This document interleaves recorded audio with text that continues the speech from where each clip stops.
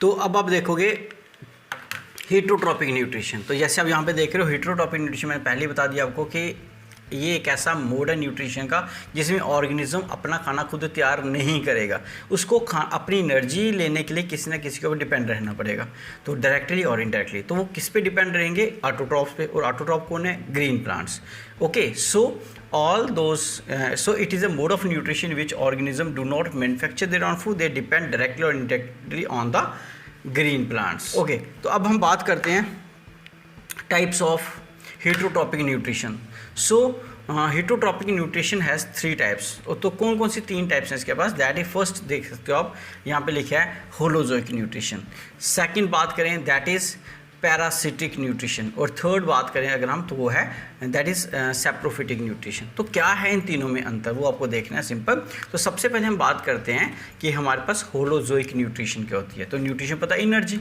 तो holozoic nutrition जो होती है वो एक ऐसी न्यूट्रिशन होगी जिसमें ऑर्गेनिज्म सॉलिड फूड को लेते हैं। क्यों? क्योंकि उनके पास वेल डेवलप्ड डाइजेस्टिव सिस्टम होगा। ओके, जैसे हम एग्जांपल लें, ह्यूमन की बात कर लेते हैं, हम रैट की बात करते हैं, cat, dog, elephant, fish, snake, ये सब जो हैं ये होलोजोइक न्यूट्रिशन शो करते हैं। खाना तो खुद खाते नहीं, खुद बनाते नहीं हैं, डिपेंड किसी और पे होते हैं, लेकिन इनके पास अपना डाइजेस्टिव सिस्टम बड़ा अच्छा होता है। माउथ होगा, ओसोफेगस होगा, स्टोमक होगा, इंजाइम्स होंगे जिससे खाने को आराम से डाइजेस्ट कर सकते हैं। सो ऐसी न्यूट्रिशन को बोलते हो होलोजोइक न्यूट्रिशन। ओके, और दूसरी न्यूट्रिशन की अगर बात करें, जैसे आप यहाँ पे देख रहे हो, that is called parasitic nutrition. अब इसका बिल्कुल अपोजिट पैरासिटिक न्यूट्रिशन होती है, एक ऐसी न्यूट्रिशन जिसमें ऑर्गेनिज्म जो होगा, जैसे मैं एग्जांपल दे देता हूँ, पहले आसान हो गया समझना, जिसमें ऑर्गेनिज्म जैसे सर में जुएँ होती हैं, लाइसिस होती हैं, पेट के अंदर वॉर्म्स होते हैं। अब ये वॉर्म हो गए या सर में लाइसिस होगी, तो ये जो होती हैं ये अपना खाना खुद तैयार नहीं करती, किसी और के ऊपर डिपेंड है। लेकिन किस तरह का खाना लेते हैं? ये लिक्विड फूड लेती हैं, चाहे वो पेट में हमारे वॉर्म्स होंगे, चाहे सर में लाइसिस हैं। ये लिक्विड फूड क्यों लेती हैं? क्योंकि इनका डाइजेस्टिव सिस्टम बहुत ही ज़्यादा वीक होता है, और वीक होने के कारण ये खाना डाइजेस्ट नहीं कर सकते। डायरेक्ट अगर फूड लेते हैं तो इनको प्रॉब्लम होती है, इसलिए ये बॉडी के उस पार्ट में होते हैं यहाँ पे ऑलरेडी खाना जो डाइजेस्टेड होता है, जो डिफ्यूजिबल फॉर्म में होगा।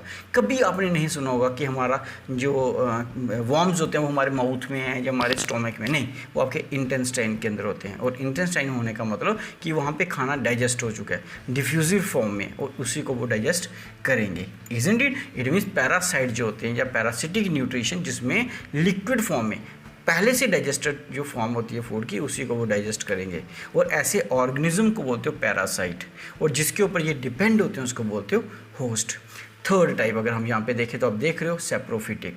तो सैप्रोफिटिक न्यूट्रिशन जो होती है वो होती है, या सैप्रोजोइक जिसको बोल सकते हो, जैसे कि यीस्ट, फंगस जिसको बोलते हो, है ना। ऐसे कुछ बैक्टीरिया भी हैं जो ऑलरेडी रॉटन सब्सटेंस, गली सड़ी चीज़ें जो होती हैं घर के अंदर, उनके ऊपर ये अटैक करते हैं। ओके, सिर्फ और सिर्फ इनको अच्छा कंडीशन मिलनी चाहिए, फेवरेबल कंडीशन मिलनी चाहिए, तो इन पे डिपेंड होंगे, उनको खाएंगे और उन्हीं से न्यूट्रिशन भी लेंगे। जैसे आपके अचार के अंदर फंगस का लग जाना, जिसको उल्ली बोलते हैं, वो भी इसी का पार्ट होगा। कई बार दाल ख़राब हो जाती है, वो भी फंगस ही है। मशरूम जो होते हैं बड़े बार देखो गली सड़ी पेड़ों के बीच में से निकल आते हैं। So all are the examples of the saprozoic और सैप्रोफाइट्स, इजंट इट? तो ये 3 तरह के होते हैं हमारे पास, होलोजोइक, पैरासाइट और जहाँ parasitic nutrition and saprophytic nutrition.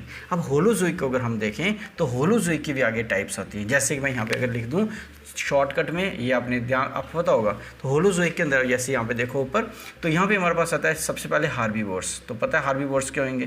तो हार्बीवोर्स हो गए दैट ईट, क्या कहेंगे? ग्रास। और इसमें एग्जांपल किसकी आएगी? दैट इज़ हमारे पास आ गया काउ। एक एग्जांपल लेते हैं, वो एक आप खुद देख सकते हो। दूसरा अगर हम बात करें दैट इज़ कार्निवोर्स। अब कार्निवोर्स भी किसकी टाइप्स है? ये है होलोजोइक की। अब कार्निवोर्स में कौन होते हैं? That eat flash. शाबाश। इसमें एग्जांपल किसकी आएगी? टाइगर की। ओके, कुछ ऑर्गेनिज्म जो हैं वो दोनों को ही खाते हैं, उसको क्या बोलते हो? ओमनीवोर्स। ओमनीवोर्स कौन सा हो गया? दैट एक both, that is grass as well as carnivore. जैसे ह्यूमन जो है वो ओमनीवोर्स में आते हैं, कैट जो है वो इसी में आती है, डॉग है वो भी इसी में आते हैं। ओके, नेक्स्ट अगर हम पिसीवोर्स, ऐसे इसमें बहुत सारी टाइप्स हैं। पिसीवोर्स, तो पिसीवोर्स कौन से होते हैं? दैट टेक फिश, जो फिश को लेते हैं, जैसे आप बोलते हैं ब्लू व्हेल, अब ब्लू व्हेल जो खाली फिश को ही खाएगी तो उसको बोलोगे आप दैट इज़ पिसीवोर्स। फिर हमारे पास होता है कुछ कैनिबल्स, बड़े सिंपल है बच्चा, लर्न करो पेपर में आ सकते हैं आपको। कैनिबल्स, कैनिबल्स किसको बोलते हो? कैनिबल्स होते हैं जो अपने ही बच्चों को खाते हैं, ईट देयर आउन स्पीसीज, अपने ही जाति अपने ही बच्चों को खा जाते हैं। जैसे कि स्नेक, अगर स्नेक की बात करें तो वो अपने ही बच्चों को भी खा जाता है। काकरोच अपने ही बच्चों को खा जाता है। ऐसे बड़ी सारी लिजर्ड होती हैं बड़ी, वो भी खा जाती हैं, तो ये भी इसमें आ जाएंगे। Okay, so that is cannibals. उसके बाद करें डीकम्पोजर्स या डिट्राइटिवोर्स। डिट्राइटिवोर्स किसको बोलोगे? डिट्राइटिव जो हमारे डेड ऑर्गेनिक सब्सटेंस को, जैसे अर्थवर्म हो गया है ना, अर्थवर्म, वो भी इसमें आ जाएगा। तो ये सारी कैटेगरी किसके अंदर आती हैं? दैट इज़ ये आती हैं होलोजोइक न्यूट्रिशन के अंदर। इसके अलावा बहुत सारी, लेकिन ये आपको देखनी पड़ेंगी अपने सिलेबस के अंदर। ओके, तो ये था हमारा एक छोटा सा कंसेप्ट, दैट इज़ न्यूट्रिशन क्या है, न्यूट्रिएंट्स क्या होते हैं, होलोजोइक न्यूट्रिशन क्या है, पैरासिटिक क्या है, ऑटोट्रॉपिक क्या है, हीटोट्रॉपिक है। ओके, होप करूंगा कि आपको ये सारा समझ आया होगा। तो हमने देखा ऑटोट्रॉपिक में ऑर्गेनिज्म अपना खाना खुद तैयार करें, हीटोट्रॉपिक में खाना खुद तैयार नहीं कर सकते। ऑटोट्रॉपिक में जो लाइट की मदद से खाना तैयार करेगा उसको बोलोगे फोटोसिंथेसिस प्रोसेस को, और ऑर्गेनिज्म को बोलोगे फोटो ऑटोट्रॉप्स। और अगर वो खाना केमिकल एनर्जी से तैयार करता है बोलते हो कीमो ऑटोट्रॉप्स, और प्रोसेस को बोलते हो कीमोसिंथेसिस। और इसी तरह से अगर वो अपना खाना खुद तैयार नहीं करता तो उसको बोलते हैं हीटोट्रॉप्स। और हीटोट्रॉप में 3 तरह के आगे, होलोजोइक न्यूट्रिशन जिसमें वो सॉलिड फूड खाएंगे, पैरासाइट जिसमें वो लिक्विड खाएंगे, और दैट इज़ थर्ड आ गया सैप्रोफाइट्स जिसमें वो गली सड़ी रॉटन सब्सटेंसेस खाएंगे। फिर होलोजोइक में भी हमने देखा that is herbivores, carnivores, omnivores, piscivores, cannibals and detritivores. So ये सारे के सारे हमारे अलग अलग तरह की मोड ऑफ न्यूट्रिशन आ गई। सो लेट्स होप कि आप सबको ये समझ आई होगी, और अगर आपको अच्छा समझ आया बच्चा, इसको आप नोट करो कॉपी के अंदर और इसको अच्छी तरह से आगे भी रिवाइज कर। हेलो स्टूडेंट्स, तो आज का हमारा क्वेश्चन रहेगा that is nutrition in human being. तो जैसे मैं हमेशा आपको बोलता हूँ कि जब कभी भी आप किसी क्वेश्चन को करते हो तो उसका बेसिक आपको पता होना चाहिए। तो अगर आपको उसका बेस पता होगा तो आप कभी भी उस क्वेश्चन को गलत इंटरप्रेट नहीं कर सकते। तो जैसे मैंने आपको पिछले लेक्चर में बताया था कि न्यूट्रिशन इन ह्यूमन बीइंग पढ़ने से पहले आपको थोड़ा सा न्यूट्रिशन का पता होना चाहिए कि मीन्स एक ऐसा प्रोसेस जिससे हम एनर्जी को लेते हैं, means a process by which we get energy, एक ऐसा प्रोसेस। अब हमारे पास 2 तरह के मोड है, एक है ऑटोट्रॉपिक, एक है हीटोट्रॉपिक, इजंट इट। जैसे अब यहाँ पे देखोगे, आप देख रहे हो यहाँ पे ऑटोट्रॉपिक और हीटोट्रॉपिक मोड है। अब ये दोनों जो ऑटोट्रॉपिक और हीटोट्रॉपिक मोड है, ये एक है that belongs to the plants, जो प्लांट से बिलोंग करता है, वो कौन सा है? ऑटोट्रॉपिक। अब प्लांट के पास तो कैपेबिलिटी है कि वो अपनी एनर्जी खुद तैयार कर सकते हैं, बिकॉज ये हैव क्लोरोप्लास्ट, स्पेशल ऑर्गेनिजम्स के पास, that is cell chlorophyll, chloroplast. तो इनकी मदद से वो लाइट को ट्रैप करके एनर्जी खुद तैयार कर सकते हैं। लेकिन हमारे पास, ह्यूमंस के पास, एनिमल्स के पास ऐसा कोई भी सेल ऑर्गेनिज्म नहीं है जो लाइट को ट्रैप करे और उससे एनर्जी खुद तैयार कर सके।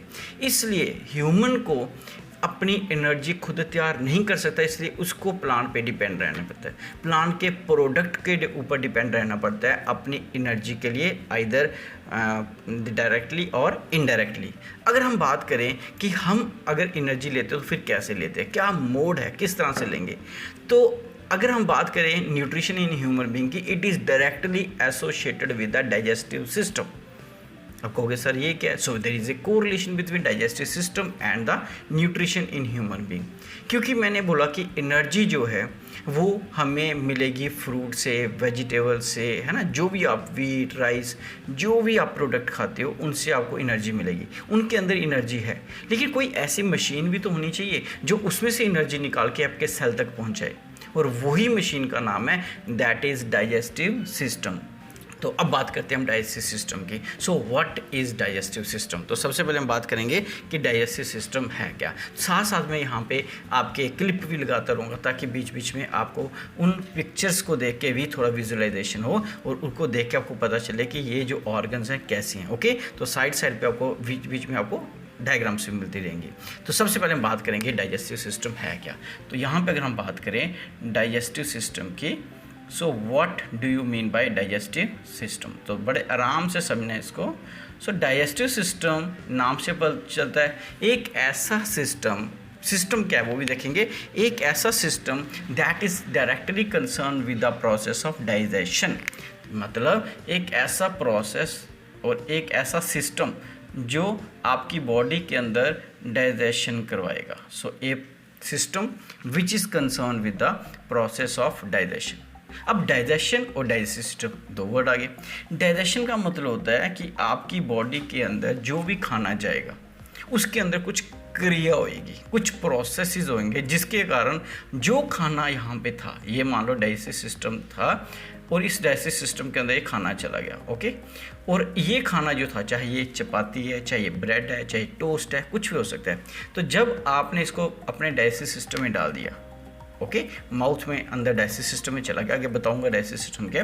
तो जैसे ही उस डाइजेस्टिव सिस्टम के अंदर गया तो इस खाने के साथ कुछ होगा, क्या होगा, बड़े सारे प्रोसेसेस होंगे और वो जो प्रोसेसेस होंगे इस खाने के साथ, तो उसके अंदर से क्या मिलेगी, एनर्जी। तो वो सभी प्रोसेसेस जिसके कारण उस खाने में से एनर्जी हमें मिली, उन सभी प्रोसेसेस को मिल के बोला जाता है digestion. So digestion is a process by which we get energy, जिससे हमें एनर्जी मिलती है। और फिर डाइजेस्टिव सिस्टम क्या हुआ, तो डाइजेस्टिव सिस्टम क्या हुआ, डाइजेस्टिव सिस्टम ऑर्गन से जुड़ा हुआ, अलग अलग ऑर्गन के जुड़ने से एक सिस्टम जो बनेगा। जैसे कि हम बोलते हैं हमारा माउथ, ये एक ऑर्गन आ गया, ओके। यहाँ पे लिख देता हूँ, यहाँ पे हमारे सबसे पहले कौन सा ऑर्गन आ गया, माउथ। तो जब भी आप खाना खाते हो तो आपके कहाँ पे जाता है, वो माउथ के अंदर।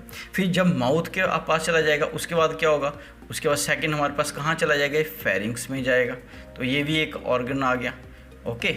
फेरिंग्स के बाद कहाँ जाएगा, फिर ये जाएगा, दैट इज ओसोफेगस। ये सब हम डिटेल में करेंगे, फिलहाल आपको सिर्फ मैं समझा रहा हूँ कि डेफिनेशन क्या है। ओसोफेगस में चला जाएगा, ओसोफेगे फूड पाइप यहाँ पे गले में होगी। इसके बाद कहाँ जाएगा, ये ओसोफेगस के बाद चला जाएगा, दैट इज स्टोमक के अंदर, ये भी नाम सुना होगा आपने। तो खाना आपका कहाँ पहुँच गया, स्टोमक में। स्टोमक से कहाँ जाएगा organ, next organ, that is small intestine, okay, small intestine. Small intestine से कहाँ जाएगा ये, that is large intestine, okay. Large intestine से कहाँ जाएगा, ये रेक्टम के अंदर, और रेक्टम में ये स्टे करेगा जब तक आप इसको रिमूव ना करना चाहें, ठीक है। और इसके बाद लास्ट ऑर्गन आ गया, दैट इज एनस।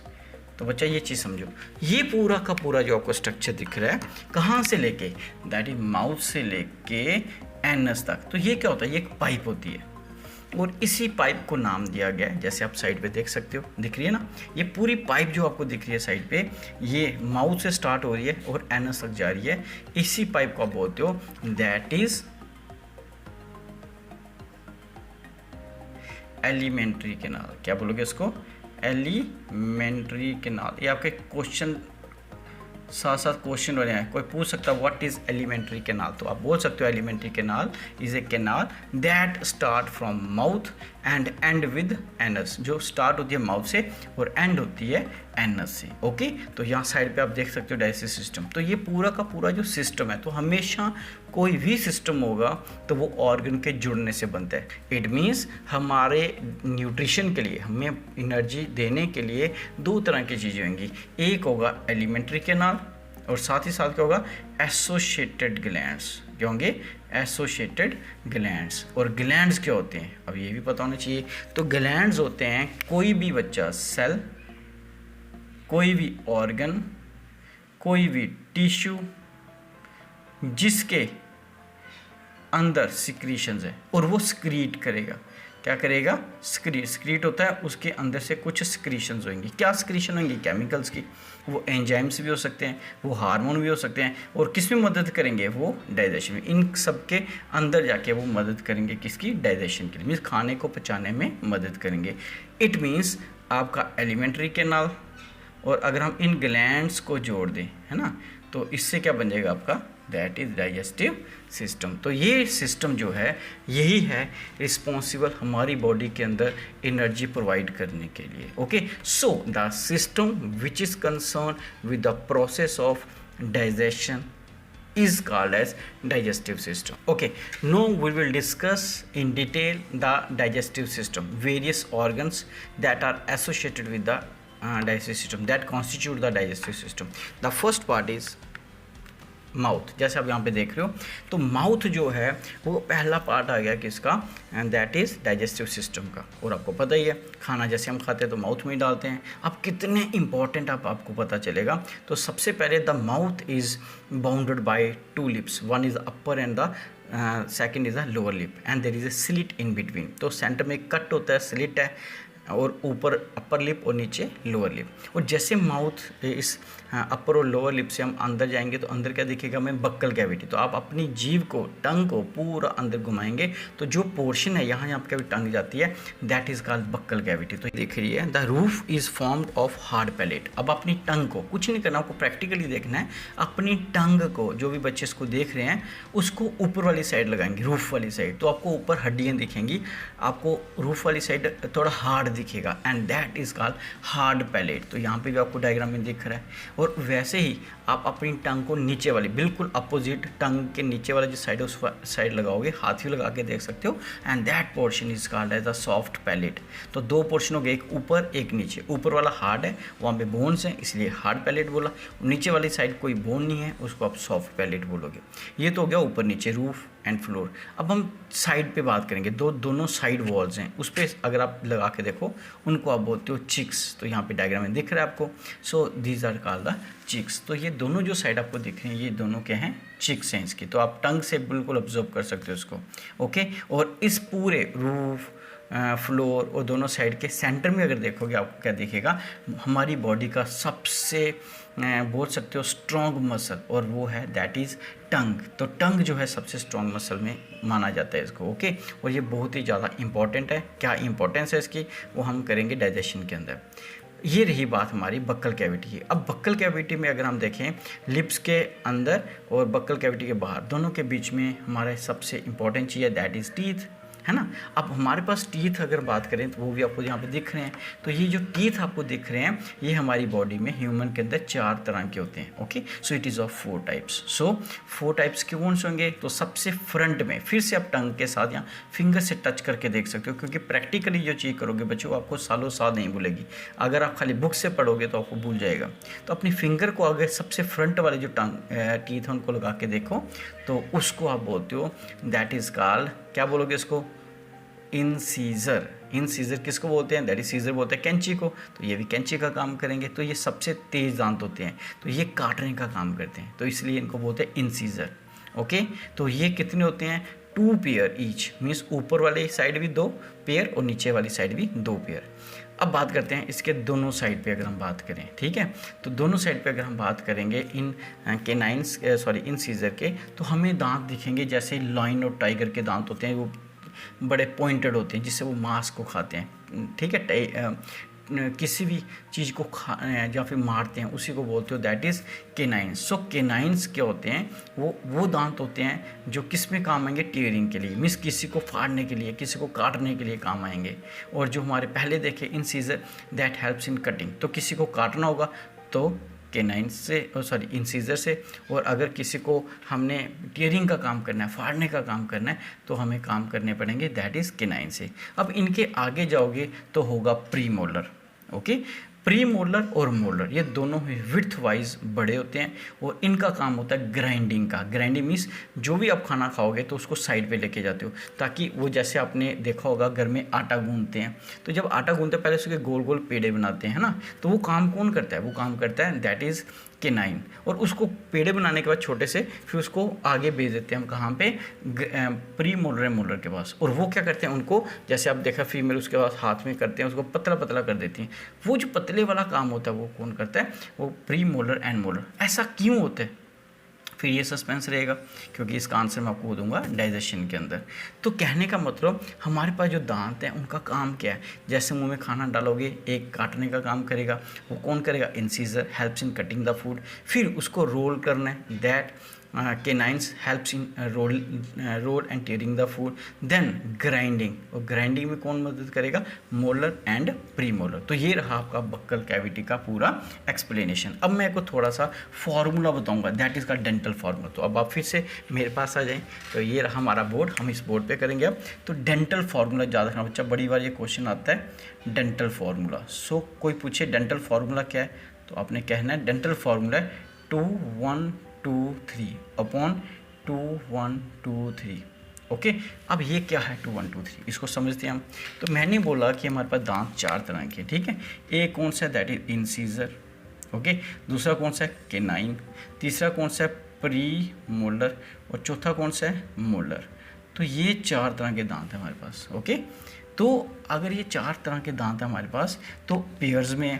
अब मैंने बोला कि सबसे पहले इसकी बात करते हैं, तो ये कौन सा हो गया, दैट इज़ इंसीजर। तो इंसीजर जो होता है वो होता है 2 पेयर ऊपर और 2 पेयर नीचे।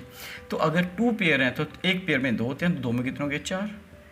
इसी तरह से अगर हम बात करें केनाइन की, तो केनाइन क्या है, एक पेयर नीचे एक ऊपर। इट मीन्स एक पेयर में कितने होते हैं, 2, 2 ऊपर 2 नीचे। अब तीसरी बात अगर हम करें प्री मोलर की, ठीक है, तो प्री मोलर में कितने होंगे, दैट इज़ 2 पेयर। 2 पेयर का मतलब 4 ऊपर 4 नीचे, है ना, दांत ऊपर नीचे बराबर होते हैं। और लास्ट आ गया मोलर, तो मोलर कितने हो गए, 3। अगर हम यहाँ पे बात करें, दैट इज 3 का मतलब 6। अब इनको टोटल करते हैं, 4 2 6, 6 + 4 10, 10 + 6 दैट इज़ 16 अपॉन 16। और आपको पता ही है 16 और 16 कितने होते हैं, 32। और आपको पता ही है कि हमारे जो दांत होते हैं कितने होते हैं, 32। और बोलते हैं जो 32 दांत जिसके होंगे वो बड़ा किस्मत वाला होता है ना। यहाँ पे आपको स्क्रीन पे बताता हूँ। तो यहाँ पे आप देख रहे हो ओसोफेगस। तो ओसोफेगस है क्या, तो ओसोफेगस को हम बोलते हैं फूड पाइप। क्या बोलेंगे इसको, फूड पाइप, क्योंकि ये फूड को कैरी करेगा कहाँ से, from mouth to the stomach, पहली बात। लेकिन ये कोई भी रोल प्ले नहीं करता है डाइजेशन के अंदर, इसका काम सिर्फ एक होता है, that is called peristalsis, okay. तो साथ डायग्राम भी देखेंगे। तो पेरिस्टालसिस इसका मेन काम होगा। सो व्हाट इज़ पेरिस्टालसिस, बड़ी इंपॉर्टेंट चीज़ है, नोट कर लो आप। सो पेरिस्टालसिस एक मस्कुलर मूवमेंट होती है।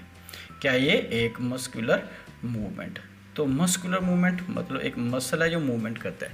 किस तरह से मूवमेंट करेगा, जिस तरह से मान लो ये आपका फूड पाइप आ गया, तो यहाँ पे खाना पड़ा है, तो यहाँ से इस तरह की मूवमेंट होगी, इस तरह की। अगर ये ऐसी मूवमेंट हो रही है तो खाना ऊपर से नीचे की तरफ धकेला जा रहा है।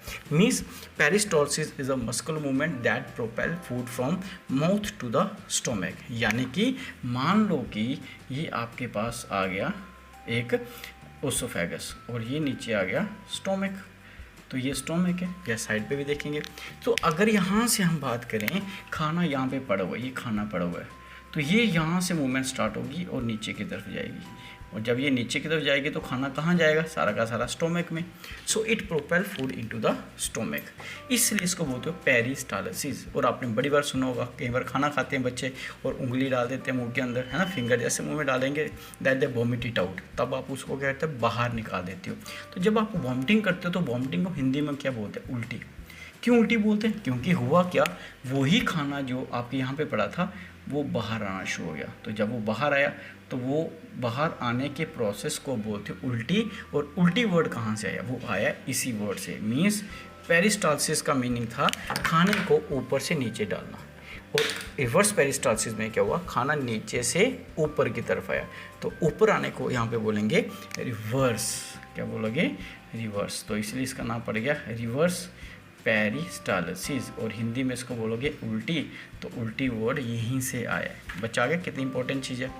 अब यहाँ पे हम बात करेंगे कि जो ये है, ये कोई भी रोल प्ले नहीं करती है, सिर्फ और सिर्फ पेरिस्टालसिस करेगी। ये कुछ सेंटीमीटर का हमारा डायमेंशन है इसका। अब बात करेंगे कि इसके बाद का पार्ट कौन से। तो third part of the digestive system is the stomach, जैसे आपको यहाँ पे दिख रहा है स्टोमक। सो स्टोमक बड़ा ही इंपॉर्टेंट रोल प्ले करता है डाइजेशन के अंदर। और ये थर्ड ऑर्गन आ गया एलिमेंट्री कैनाल का। अब ये जो स्टोमक है, ये इसकी कुछ प्रॉपर्टीज़ आपको पता होनी चाहिए। तो सबसे बड़ी प्रॉपर्टी इसकी है कि it is sac like structure. कैसा है, सैक लाइक। सैक लाइक क्या होता है, दैट इज़ जैसे एक बैग होता है, बैग की तरह। तो जैसे बैग जो होता है उसके अंदर अगर फोल्ड है तो उसको जितना मर्जी सामान डालेंगे फोल्ड खुलते जाएंगे, वो बड़ा होता जाएगा। उसी तरह से इसके अंदर भी क्या होते हैं, फोल्ड होते हैं, और वो फोल्ड को बोलते हो रियूजिस। क्या बोलते हो बच्चा, रियूजिस। और ये रियूजिस जैसे जैसे खुलते जाएंगे वैसे वैसे स्टोमक भी बड़ा होता जाएगा। इट मीन्स आप जितना मर्जी खाना खाओ आपका पेट कभी भी नहीं फटेगा, है ना। तो इस रियूजिस के कारण। तीसरी बात, इसके अंदर जो स्टोमक होता है ये थोड़ा सी शेप स्ट्रक्चर है। साथ ही साथ इसके अंदर भी हमने इसको 3 पार्ट में डिवाइड किया हुआ है। तो जो 3 पार्ट हैं इसके अंदर, so it is divided into 3 parts. First part is called, that is called cardiac. तो कार्डिक बच्चा जो वर्ड है वो आया है हार्ट से। ओके, सेकंड पार्ट, ये वाला जो पार्ट है सेंटर वाला, इसको तो फंडस, FUNDUS। ओके, ये सेकंड आ गया फंडस। और थर्ड पार्ट, ये जो इसको बोलते हो आप, दैट इज़ पाइलोरिक। तो ये 3 पार्ट आ गए हमारे किसके, स्टोमक के, ठीक है। और स्टोमक बड़ा इंपॉर्टेंट रोल प्ले करता है डाइजेशन में, ये मैं आगे बताऊंगा आपको जब डाइजेशन करेंगे। अभी हम एलिमेंट्री कैनाल का पढ़ रहे हैं। नेक्स्ट पार्ट, तो थर्ड पार्ट आप यहाँ पे देख रहे हो, that is called small intestine. तो स्मॉल इंटेस्टाइन कहाँ से स्टार्ट होती है, कौन कौन से पार्ट उसमें आएंगे, वो अब हमें समझना है। तो स्मॉल इंटेस्टाइन की बात करें तो यहाँ से हमारा स्टोमक कंप्लीट होगा, वहाँ से आगे स्टार्ट होता है एक नया part, and that part is called as duodenum. और उस ड्यूडिनम को, वो पहला पार्ट होता है आपका स्मॉल इंटेस्टाइन का। तो ये जो सी शेप स्ट्रक्चर दिख रहा है आपको, इसको आप बोलते हो ड्यूडिनम। तो ये क्या आ गया, duodenum. And duodenum is the first part of alimentary canal. तो ये स्मॉल इंटेस्टाइन, तो ये स्मॉल इंटेस्टाइन का पहला पार्ट है। ओके, और ये ड्यूडिनम जो होता है, इसकी प्रॉपर्टी की बात करें तो ये सी शेप है जैसे आपको दिख रहा है।